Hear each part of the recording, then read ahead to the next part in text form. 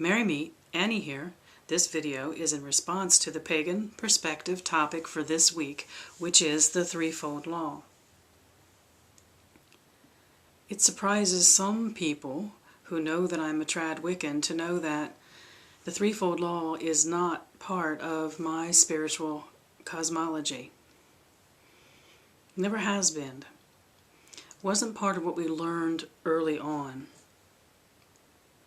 I first started seeing it in the, I'd guess the late 70s, and wondered at the time, it seemed that groups that were being taught mostly with first or second generation outside of British priests and priestesses didn't have it in our teachings. But American witches seem to be showing up with it, and I don't know for sure exactly where it came from. I know that in that time we were so heavily influenced in the States with all things Eastern and totally fascinated with Hinduism and Buddhism, and that the spiritual options and the different ways of exploring this life and others that were offered through those religions were, well, we were a bit fascinated with them. So I can see why the idea of karma and return, well, became interesting to peers and friends in the late 70s. But my spirituality was pretty much set at that point, and I just it never resonated with me. It wasn't something that even grew into my practice. And in part because I just don't think, well, I'll explain it by saying that a powerful hinge point of my personal spirituality is the law of three, not the Threefold Law. And I don't know if the law of three turned into the Threefold Law when Americans started mixing in that Eastern influence and wanted to make something karmic out of the whole thing, but the law of three was about dealing with three realities. The reality of here and now, and the energy surrounding the here and now, the part of this plane, and the energy on the other side. The law of three. Now, my spirituality does, in great part, hinge on that, and it's not too different from what Feather said, and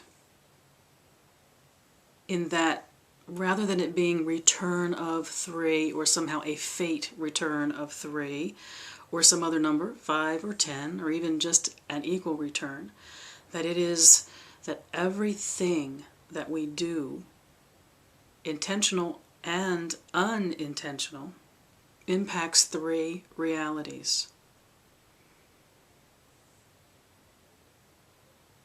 Our responsibility is to act the way we were taught, the way our gods expect us, in my case, out of my tradition and the training I received there, and also my life experiences every moment since. Considered action. Responsibility for our actions, knowing that everything we do touches on the physical, the energetic, and the etheric energy on the other side. For instance, I do something that causes intentional harm. I don't think that 3 times that negative energy come back to bite me. I do think that, for instance, if let's take a small example. I come home from work, I'm in a bad mood, and I just hissy fit all over my husband, who has no idea what my problem is, but I'm angry and I just cause a problem with him. The first reality, I have chosen to bring that action forth. I should have chosen it. The question might be, did I choose it or just blindly blunder along? Either way, The action impacts the here and now, the physical world, in this case, my husband. It also impacts the energetic world. The very energy that I surround him and my home, I fill the space with something it's not tangible, you can't see it, but it is very real and it exists. And in my spiritual belief, I have also sent the reflection of that very action and that very energy into the other world, the mirror world, the other side, the ether. We all have different things we might call it. I don't believe it then comes back to bite me. I have certainly set up a chain of events that may cause unpleasant repercussions. Stress in the household, disconnection from my beloved, and also personal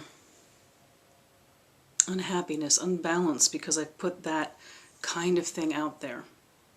So yes, there's impact, but that's different than a philosophy that it will come back to me, magnified, or even equal. I do believe that energy collects on the other side and grows. It's where the place of alternate reality, where our magics give life to a form which then this side naturally tries to mimic.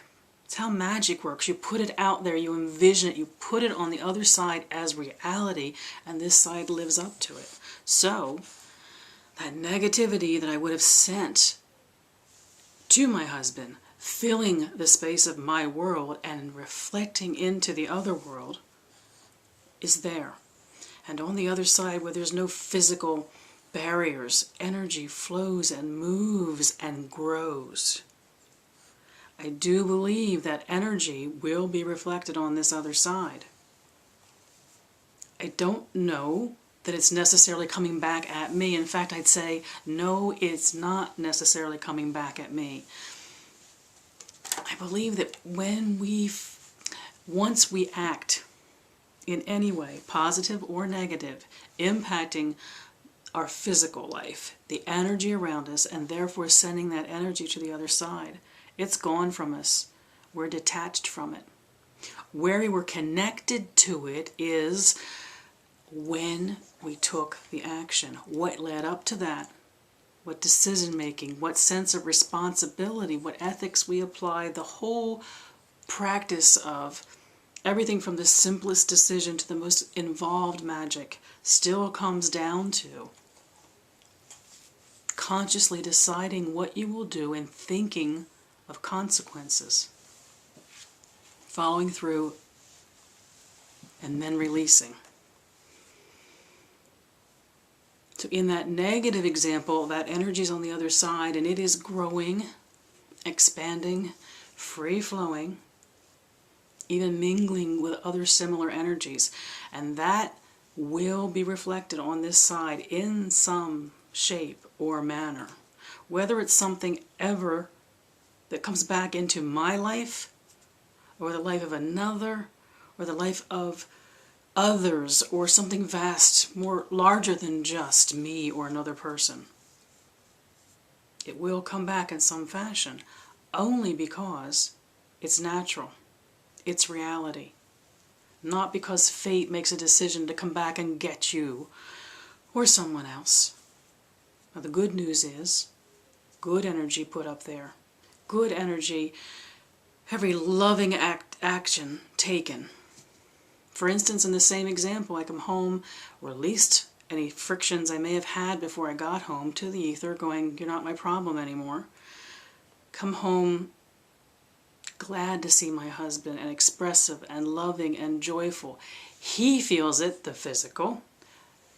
The house fills with that energy, the energetic, and it's mirrored on the other side. And again, it will grow phenomenally on the other side and mix and mingle with similar energies. And this world will, because it naturally does so, strive to match that in some form.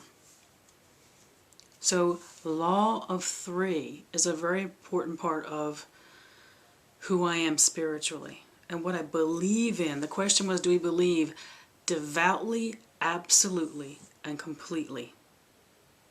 But is that the threefold law? I think not. Because when I see Neo-Wiccan writings about the threefold law, it's almost always what you put out comes back. Equal, 3 times, 5 times, 10 times, whatever, multiplied and returned.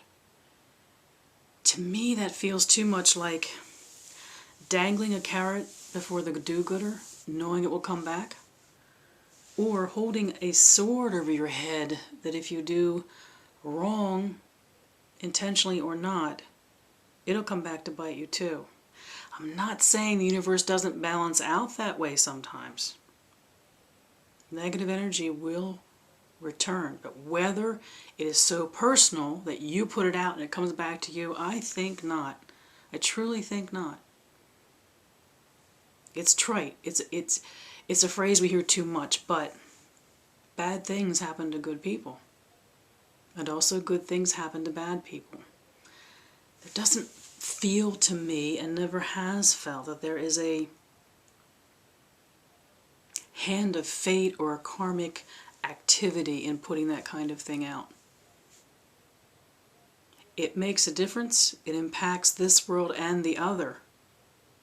But not in the sense of what goes out comes back, equal, magnified, or whatever. So, no, I do not believe in the threefold law. I have never experienced it.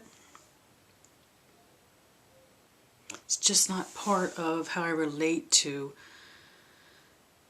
everything from the simplest everyday living of life from moment to moment to the most sophisticated magics I've ever attempted. But the law of three is very important to me. There's my thoughts on the subject of the threefold law and my thoughts on the law of three. I'd be interested to know how it feels to you, what your experience of it has been, by words, written in response, or by video. Either way, I would really like to hear from you. I've really enjoyed the videos I've watched on this week. As always, I wish you mirth and reverence. Merry part.